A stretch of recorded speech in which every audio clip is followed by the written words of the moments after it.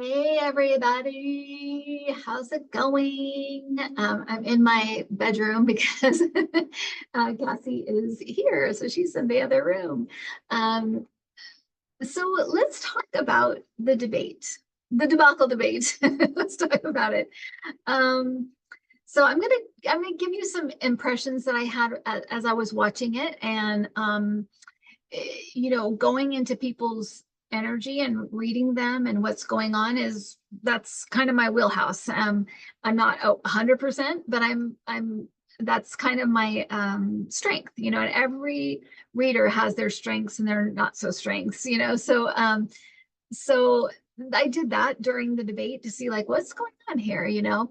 Um, and so and before the debate, it was funny because I didn't pick up anything like a debacle. I picked up like he'll do, pretty well and he'll have his whatever, his facts, and Trump will be Trump, obnoxious and lying and all of the stuff he does. And that was it, really. It didn't seem like any big thing, but it's kind of turned into this big thing. But you can't really you can't know like every variable. And again, we have free will. So you're kind of trying to kind of figure it out and do the best you can. So that's really all I can do. But what I picked up while I was watching it was that um, Biden was several things. He was sick, which we now know he was sick. I felt he was sick. I felt, like he was like with a cold or flu or something was going on, COVID. I could feel sick. Um, he was dehydrated. He was exhausted and he had some jet lag. And he's 81 years old or 82 years old or whatever he is. And the combination was what we got. Um, and so my mom, I'm going to turn myself down just a little bit. I think I'm a little bit loud. So my mom, before she was diagnosed with um, uh, what she was diagnosed with now. I'm having a brain freeze. Parkinson's, but she was diagnosed with Parkinson's before then. When she was about 80, around the early 80s. She was 89 when she passed, and really the last couple of years was when she just kind of slow decline. But before then, she was driving and she was going to get her hair done and going to get her nails, doing all the stuff. Um, and when she was about 80 or 81, she did get breast cancer and she had to go through chemo. And she didn't finish it. She got to the end. And after that, uh, anytime she would get dehydrated, she was a different person. Her balance was off. Her thoughts were cluttered. Her sentence structure was weird. Her attention ability to be attentive was weird. Um, and we constantly had to, till the end, had to constantly remind her to drink water. And she was an iced tea lady, and she was a Coke and Pepsi lady, and you couldn't tell her anything. Stubborn mother. Um, and she's in her 80s. It's like she wants to live her life, which is fine. But she would get dehydrated. And on days she was dehydrated, you could tell it was absolutely apparent. And I don't think that's unique for seniors. And so, although dehydration seems like, oh, whatever, some people get dehydrated sometimes, but when you're in your 80s, it makes a huge difference. It really, really does. And I think that what has happened is that he's 81, I think he's 81, and living the life of a 40-year-old. He needs to take care of himself. And his family and his staff need to force him to take care of himself, because I think one of the hardest things for him to do is take a day off, go get in bed. It's just not him. And so um, they need to be more vigilant about that. And there is no way that he should have been put through the stress and strain of the last week of constant you know, mock debates, exhausting him to this point, and then he gets a cold on top of it or whatever, a flu on top of it. It was all bad, it was all bad. And I think it was a moment that he needs to realize he's 81, and that it doesn't mean that he is not capable and that he can't do the job or anything like that, but it means he can't act like he's 40. And my feeling is that that's the approach the campaign would take. I don't think they will. I think they're just going to try to glide past it and just be like, oh, it was kind of bad, or he had a slow start or whatever. But what he should do is come to the American people and apologize and say, I need to take better care of myself. I'm doing the job that a 45-year-old, the pace is for a 45-year-old, and I'm 81, and I need to put down boundaries. And when I'm sick, I need to lay down. And when I need to pace myself. And I learned that lesson. And if you want, I'll take whatever test you want me to, and I will never let that happen again. But I'm good. I'm okay. And it was a combination of a lot of stuff, and I should have taken more care of my health. That's it. And I think that could be a real a moment of people really understanding, because everybody who's over 40 has hit that wall with different things they used to do that they can no longer do, right? And it doesn't mean you're incapacitated. It just means that you can't do what you used to do the way you used to do it. You can't run a marathon anymore, but you can run a 5K or whatever. You have to put down those boundaries and know where you are. And I think with all the stuff going on, plus not taking care of himself, it was culminated in a really bad episode. So that's the approach I think they should take. I don't think they will. The other thing that I felt, and that I also agreed with, Al Sharpton actually said it, and I agree with it, is that if he doesn't think he can do it, he'll step down. He will. He's not he has an ego, for sure, a healthy ego, like all politicians do. But he's not a narcissist like Trump. He does know the moment we're in, and he understands what's going on. And if he really feels like he cannot do it, he will step down. He'll step aside. But I hope he learned that lesson, because I think that's what I picked up. So I think that's what happened. And I hope that they take everybody around him, and he takes that situation and learns from it, right? That's all we can ever do. Nothing has changed as far as the outcome, so which is interesting, right? So, but let's just for our own peace of mind, let's go down the rabbit hole, because the other thing that happened to me as I watched the debate, and I haven't been like sat with Trump's energy like that for years. I rarely even try to hear his voice anymore, because he has such a negative energy. But I rarely will, and I, during that debate, I kept telling Adam and Cassie were there, and I kept telling them, I'm getting nauseous. I'm getting sick. His energy's making me sick. And I was having like heart palpitations, nausea. I really felt like I was going to be sick. And it was him. And I knew it was him. I knew that it was. And I don't want to sound like a crazy person, but hopefully, I'm not. And that's how impactful and negative he is.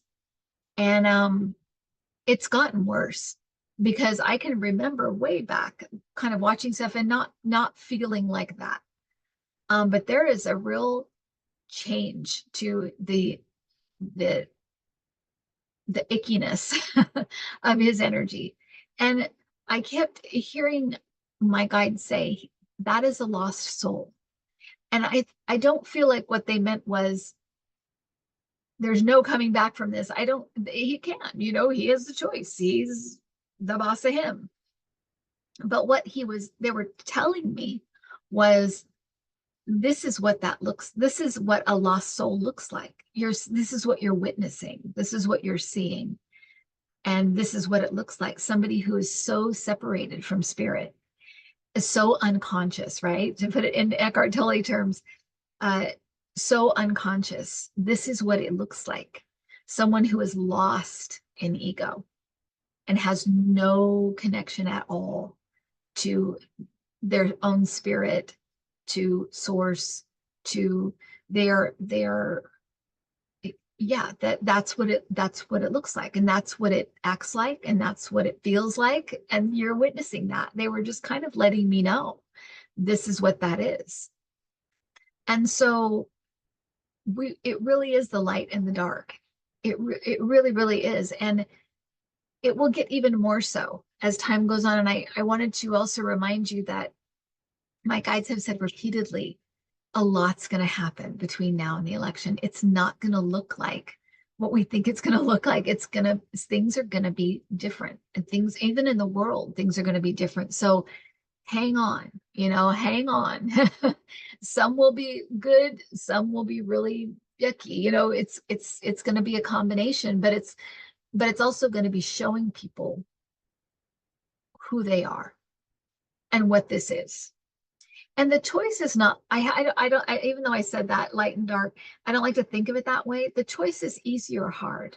We can go the easy route and fix things brick by brick and slowly start to work with each other again, slowly come together as a nation. We can do this in an easy, very methodical and very, kind of progress little by little, and do it that way, the easy way. Or we can get in a situation where it's burned to the ground and we have to rebuild. We can do it the hard way. When I was on Dave's channel, Moonride, when I was on that channel, I was talking about the fact that the impulse of the universe is to grow, expand, and evolve. It's all around us. We know that. So it's going to do that. And we can go the easy way, or we can go the hard way. And we've even seen this in politics, right? We can go the easy way, we can go kicking and screaming and and freaking out and doing awful things or whatever.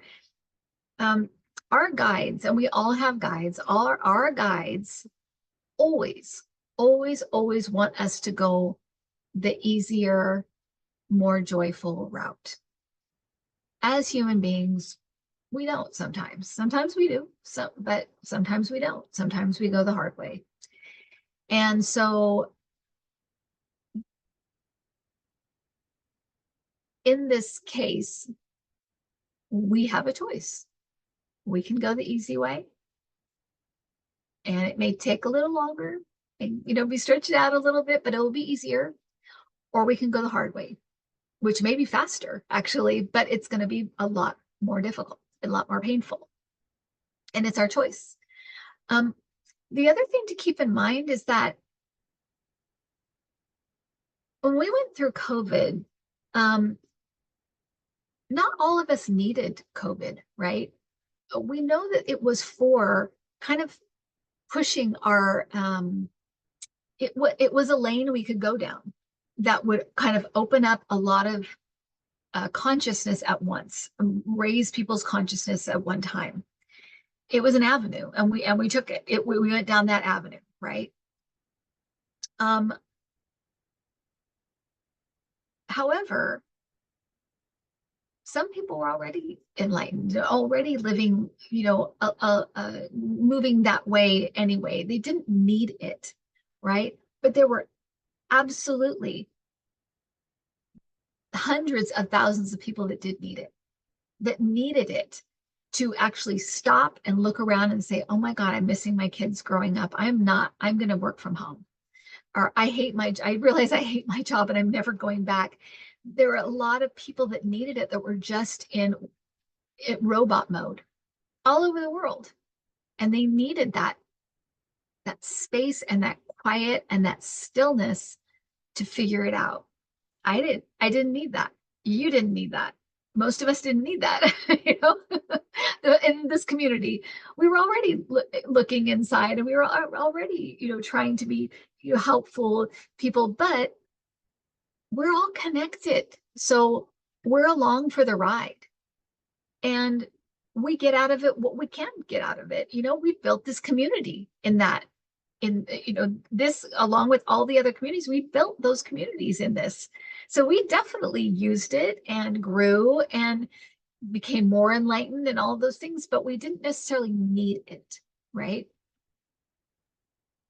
Going the direction of, let's go put Trump in office, there may be a section of people that need that experience, that need the Nazi Germany burned to the ground kind of experience, that they need to have that, to wake up and to come together and to work together so that we can be the help lead the way, which is what I feel like this is all kind of about, is leading the way in saving the earth and saving the environment, and moving forward with technology, moving forward with medical breakthroughs, leading the way and helping in that, because that is one of the things where it's like, like a person has a purpose, countries have a purpose too. And I feel like it's like trying to shake us awake. And there is a section of us that just won't wake up. They just won't. They're asleep, and they're in their own reality, and they won't wake up, right? The problem, and this is the and I'm not saying this is what's going to happen, so please don't panic or anything like that. And in fact, it isn't meant to make us panic. It's meant to give us a different perspective, because that's sometimes it takes the fear out of it when you know what's going on. But sometimes things that happen aren't for us.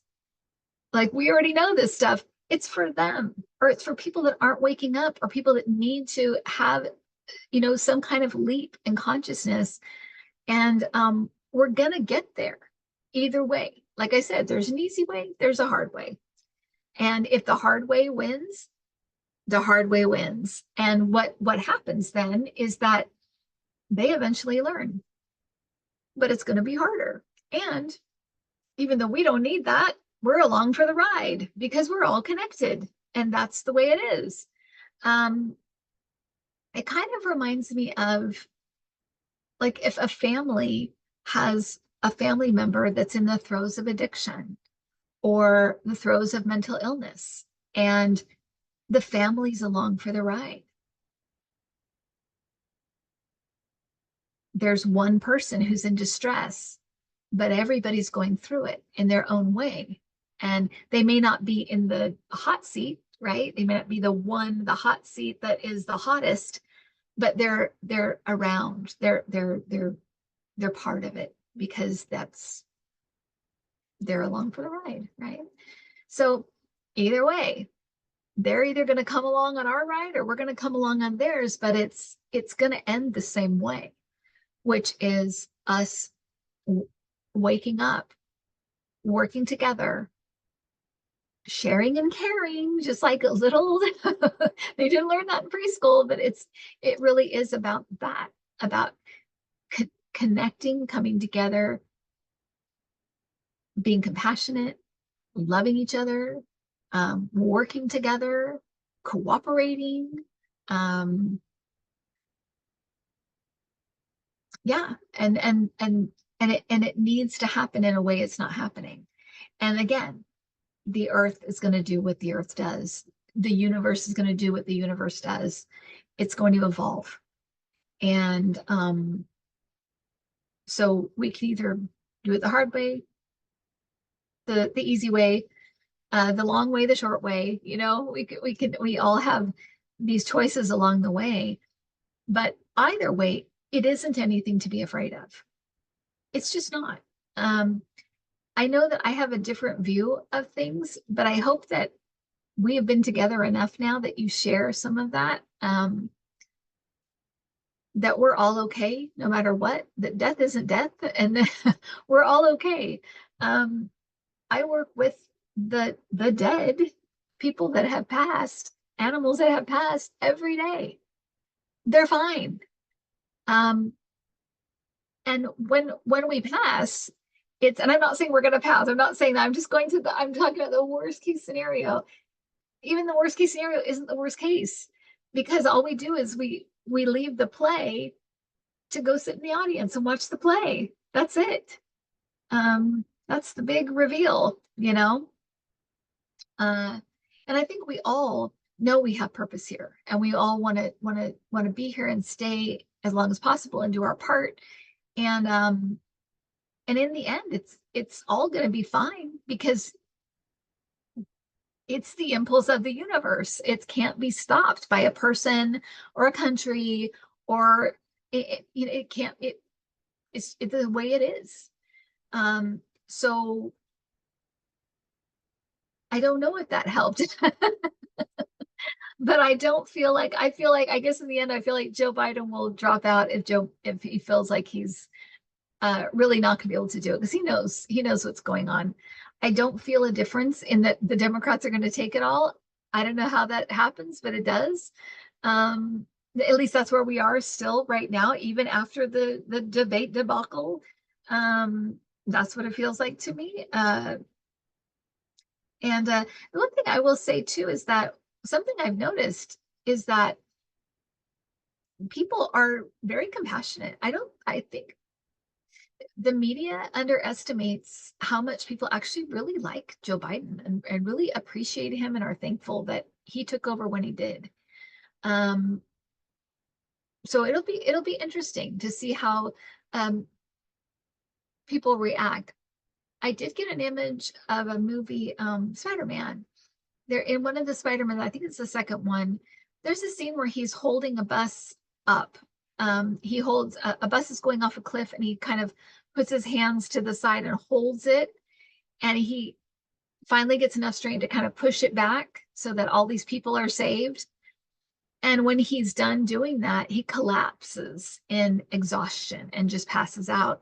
And they all pick him up and put, kind of like crowd surfing, and like take him over, gently like take him over their heads, and they lay him down and take care of him. And I think that may be the point we're in. Maybe we have to carry Joe over the finish line, but we'll do it together. We really will. We'll figure this out. We will. I have a lot of faith. I have a lot of faith in people. I have a lot of faith. Um, I know there's part of our country that's nuts. No other way to put it. They're having a hard time, but uh, we have we have a way of pulling it together. I think that we will. Um, uh, so yeah, and I was very disappointed, very angry and disappointed at the moderators. I thought it was very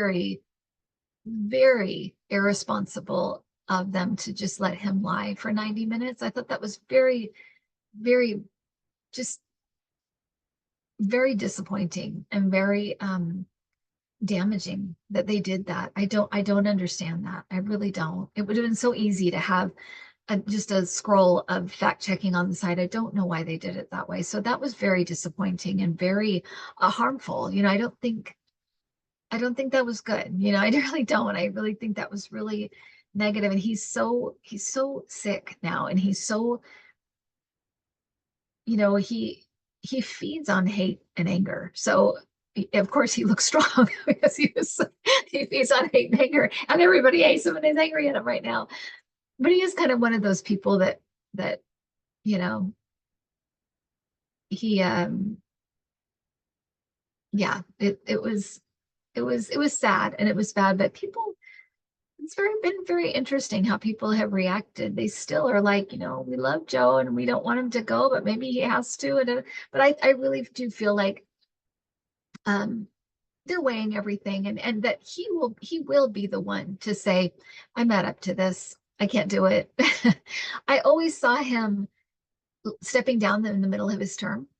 So that's interesting, right? So that may be what happens. And it didn't feel like he died. It just felt like he either got an illness or he just felt like he wasn't up to the task anymore or something. But it felt like midway. It felt about a couple of years in, or something like that. That's what I always got. And then Kamala takes over, and I felt like she had a younger male vice president. And yeah, that's what I got. So uh nothing has changed as far as that. So it's interesting, and it's still very early, and like I said, a lot's going to happen. A lot's going to happen. The landscape's going to change in a lot of ways. So hold on to your seat. Remind yourself that you are not afraid. There is nothing to be afraid of. We're in this Earth School experience, right? We're in the Earth School experience, and this is what the experience is right now. And we're all meant to be here and playing our part. And that's what we're gonna do. That's what we're gonna do. Um, have your plan B. If he gets in, what will I do? I'll join the resistance. I'll start taking, self-defense lessons, or I'll join this group, or I'll join that group, or I'll stay where I am, or I'll move across the border, or whatever else. I've already said it, either Cassie's here or we're there, because I'm not going to be separated again. That's the only thing that I learned during the term, is that he's nuts. So he could close down the borders. Who knows? Who knows what he would do? But that's the only plan B that I have, is that where our family will be together, and that's it. And I'm good with that. I'm good with that. Our family's going to be together. So decide what your plan B is. Get your go pack, like you would for any possibility that's in your area, an earthquake, a flood, of this, of that. Prepare for it exactly the same way. Hope for the very best and have a plan just in case. And we just stay positive and walk forward. We can do this. We really, really can. There's no reason why we can't, because I'm seeing it. And I do think that different psychics, depending on their vibration or vibration at the time, sometimes they can pick up on higher vibration possibilities and that kind of thing. So maybe I'm picking up on the high vibration possibility, but if I'm picking it up, it's there. So we just need to reach for it. That's it. And I've seen it this whole time. So hopefully that this helps you. Maybe it does, maybe it doesn't. I just had to express my feelings, to also tell you not to be afraid. Do not move into fear. Do what you need to do. Tell yourself what you need to tell yourself to not move into fear. I gave you some ideas and suggestions. Come up with your own, but do not move into fear, because it really is fear itself. That's the only thing we have to fear, is moving into that state of fear. That's where we get lost. That's when things become darker and more difficult for us as individuals. And we need to keep that vibration raised, hopeful, helpful, positive, happy. Have fun, enjoy your summer. Do not move into despair. Do not move into worry. Yeah, yeah, we'll do this. And even through the first term of Trump, we built a lot. We built a lot, even though there were difficult things that happened. And not everybody made it through, right? It's always a possibility. But we know that possibility when we come to Earth. We know that we have to die to get out. We know that. We know that. This is the only realm where we have to be born into to get in, and then die to get out. This is only one. To have the human experience. We can travel, we can travel wherever we want as spirits, but to have the human experience, we've got to be born to get in and die to get out. And we know that. We know that. So face your fears, come to terms with it, and, you know, keep calm and carry on. That stiff upper lip, right? I'm watching The Crown right now again. And don't underestimate a good TV show or a good, book or anything like that that just, keeps you in a good place, keeps your feet solidly on the ground and in a good place. That's most important. And Eckhart Tolle always says that. I'm going to leave you with that. Eckhart Tolle always says when you come in contact, when you come into an unconscious situation or an unconscious individual, the most important thing is staying conscious yourself, staying awake yourself, not to get pulled into it in the same way. And so that is absolutely something all of us can do. And that's what we need to do. That's it. That's number one. And then number two is anything you can do to help, give money, go donate, sign a petition, go vote and get other people to vote. And that's what we got to do. Yeah, and I'm still getting that we do it. So somehow, you know, we do it. So we had a ton of things against us in 2020. I don't know if you remember, but there was a pandemic going on and they were shutting down post offices and they were, all kinds of stuff that they were throwing out votes and doing all this stuff. And we were okay. We did it. We can do it again. We can do it again. We can. Okay. All right. So I hope everyone's well. Have a great weekend. I'll see you Sunday. We'll talk then and take care, everybody.